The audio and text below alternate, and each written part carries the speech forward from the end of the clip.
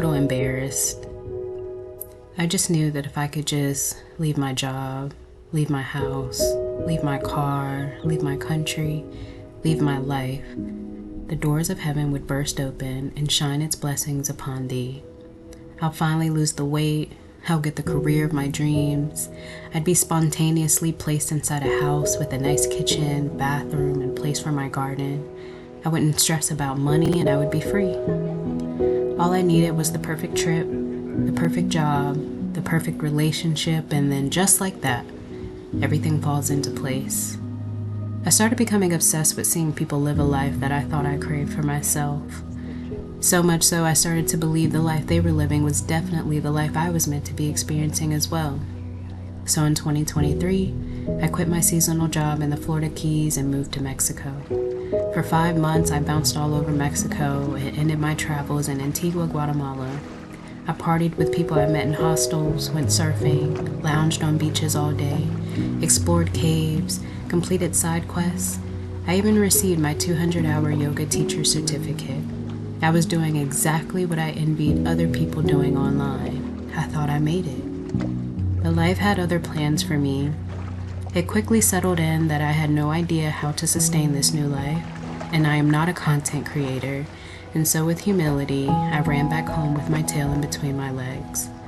Fast forward into 2025, I'm still living at home and working a job that was far from the best, yet sustaining, all the while still dreaming of running away to fulfill my destiny of being a world traveler and never having to clock in again and just be free. My favorite form of escapism was watching solo travel creators on YouTube. I just knew I needed to go to Mexico, to any home away from home, to get my life back on track. So I quit again. And within 2 weeks, I packed my belongings, said goodbye to my mother, and I left. I went back to Guatemala, Lake Atitlan. Now my life can begin. I am someone who seems the need to reevaluate my entire life every week. And with a mindset like that, I find it difficult to truly be settled anywhere. I'm always searching for something so specific I can't even name it. So it's no wonder that after only a few short weeks, I felt like things weren't sitting right anymore. I found myself living somewhere that was busy and noisy and sometimes frustrating, and I couldn't speak the language, and the food was not agreeing with my body. I started doubting if I should have moved there or chosen a different path. My mom always said to me that I don't know what I want for my life because I'm constantly moving. I never allow myself to stay in one place long enough. Usually my answer to being asked what I wanted would always resemble less of a plan and more of an idea. I want to travel, be free, and not have to stress or work some boring job until I'm old and gray.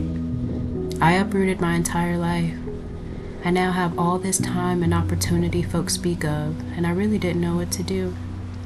I still felt exactly how I was feeling back home. You know that saying, no matter where you go, there you are?